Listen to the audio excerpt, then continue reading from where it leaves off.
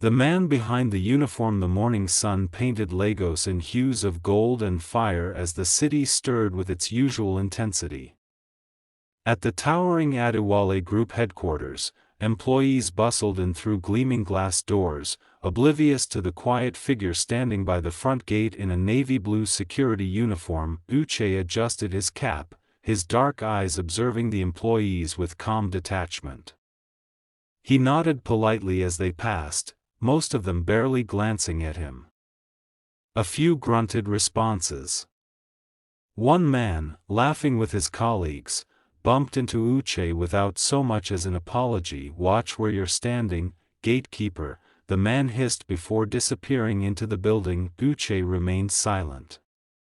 He had expected this. Weeks ago, Chief Adewale, patriarch of one of Nigeria's most powerful families, had looked across his massive mahogany desk at his only son and asked, "Do you want love or loyalty to the family empire?" Uche had answered simply, "Both. But love I want to earn, not purchase." And so, his father, amused and skeptical, arranged for Uche to work incognito as a security guard. No luxury, no title, no special treatment. Inside the headquarters, Chika balanced a tray of mugs as she pushed open the door to the executive conference room. The receptionist had grown used to doing more than her job demanded. She brewed coffee, fetched files, cleaned spills, yet she was never bitter. She wore her poverty with dignity, and her smile was warm, even on the hardest days. As she walked past the reception desk later that morning, she noticed the new security guard again. He stood like a soldier, back straight, hands clasped behind him. She offered a gentle smile. "Good morning." Uche turned, slightly startled. "Good morning, Ma." "Don't call me Ma," she said with a laugh. "My name is Chika." He smiled shyly. "Uche. Nice to meet you, Uche." That was the beginning. Over the next few weeks, Chika and Uche developed an unspoken rhythm. She'd bring him snacks from her lunchbox. He'd help her carry supplies from the storeroom. They talked in hushed tones during her breaks, about their dreams, books they liked, the kind of world they hoped to live in. One day, she asked, "You don't act like most of the other guards." "How do they act?" Uche asked. "Like they're either angry at the world or asleep on duty," she teased. He laughed. "Well, I guess I'm not like most people." Chika liked that answer, but not everyone appreciated their bond. Richard, the head of HR, noticed how often Chika smiled when Uche was around. He had made several advances toward her, all rejected. Watching her warm up to a nobody made him furious. One afternoon, Richard summoned Uche. "You're a security guard, not a socialite. Stick to your post. If I catch you loitering with the receptionist again, I'll have you dismissed. Understood?" "Yes, sir," Uche replied calmly, but Richard wasn't finished. He leaned forward and said, "Let me be clear. That girl? She's aiming higher than you could ever climb. You're a guard. She belongs in an office. Don't get in her way." Uche said nothing. But the words stung. That night, he sat alone in the shared guards' quarters, listening to the sounds of the city. He thought about Chika's laughter, the sparkle in her eyes, her stories of growing up in Enugu, selling Accra with her mother. He knew he was falling for her, but he also knew she deserved to know the truth. One day, things took a turn when a document went missing from the executive office. Chaos erupted. Richard seized the opportunity. "I told you, sir," he said to the branch manager. "That new guard? He's always loitering near the reception. And who works next to the executive suite? Chika." Chika was summoned and grilled. She denied stealing anything. Then they called Uche. Standing in front of the panel, Uche calmly said, "If you believe I stole something, check my locker." They did. It was clean. Still, suspicion lingered. To protect Chika, Uche offered his resignation. Chika found him outside the next day. "You're leaving?" He nodded. "It's better this way." Tears welled up in her eyes. "You didn't do it." "I know you didn't." "Why are you letting them win?" "Because I don't care about the job," he said. "I care about your name staying clean." She stared at him. "Who are you really?" Uche hesitated.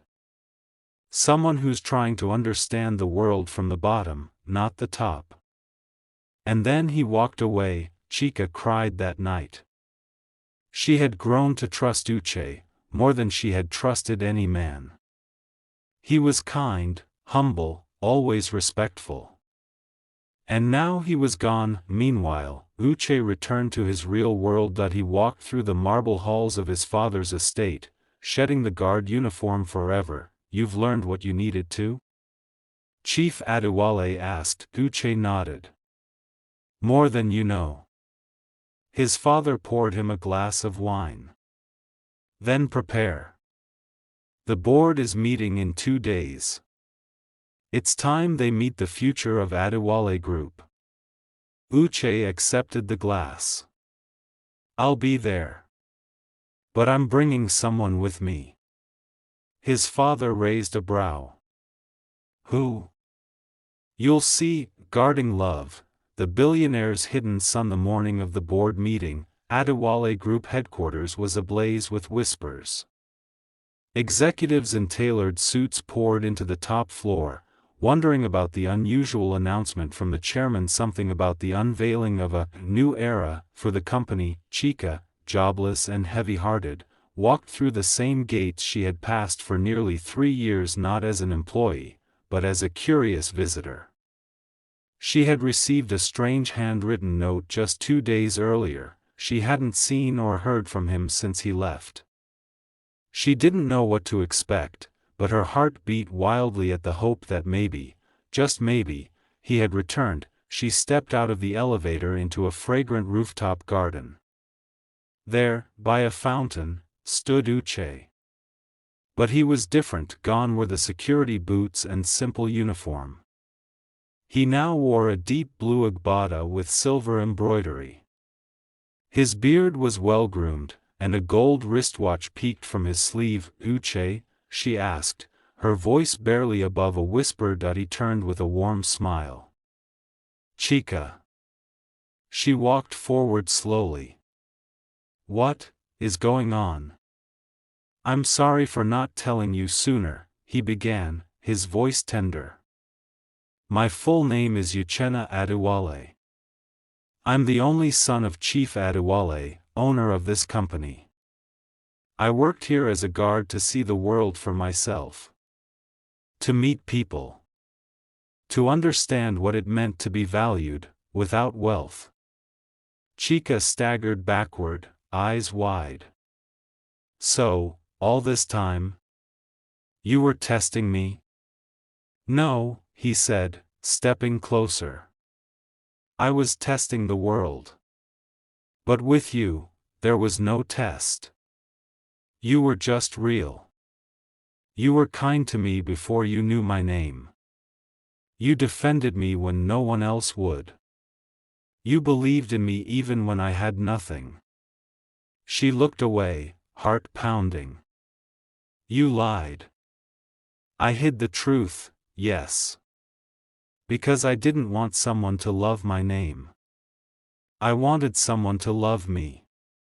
"And what if I hadn't?" she asked, voice trembling. "What if I treated you like the others did? Then I wouldn't be standing here." "But you didn't." She folded her arms, trying to hold herself together. "You should have told me.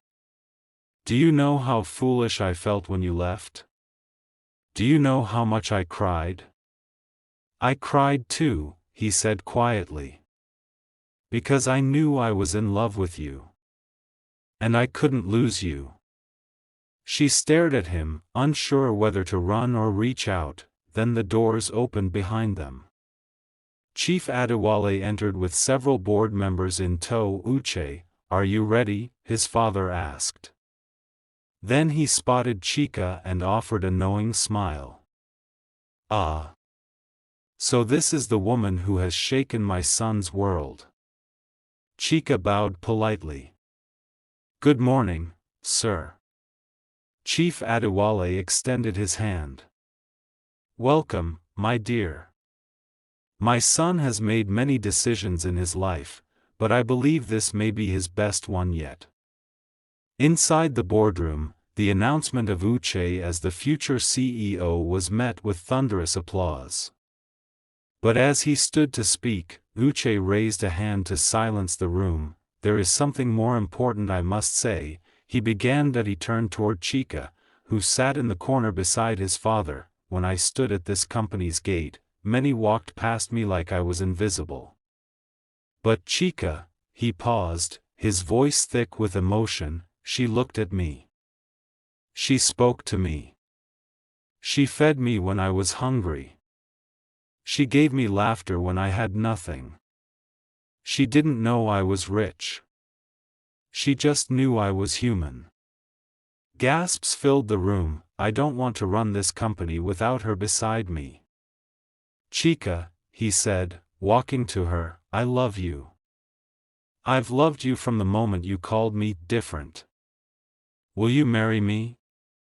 The room held its breath. Chika's hands trembled. She stood slowly, tears brimming. You lied to me, she said, voice shaking. You broke my trust. Uche's heart dropped, but, she whispered, stepping into his arms, you also proved to me that love can still exist in this world.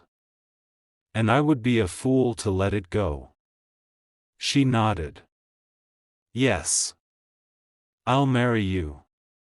The room erupted in applause. Months later, their wedding was the most talked about event in Lagos, but the guest list was modest. No politicians. No celebrities. Just close family, friends, and a few shocked former colleagues who couldn't believe the humble gatekeeper was now the groom. Chika wore a dazzling gold and white lace gown. Uche stood proud in his matching agbada. As they danced under the stars, she leaned close and whispered, still think you're just a guard? He smiled. I'm guarding the most valuable treasure in the world. What's that? She teased, you. They kissed as drums roared in the night and fireworks lit up the sky. Love, after all, had no title. The end.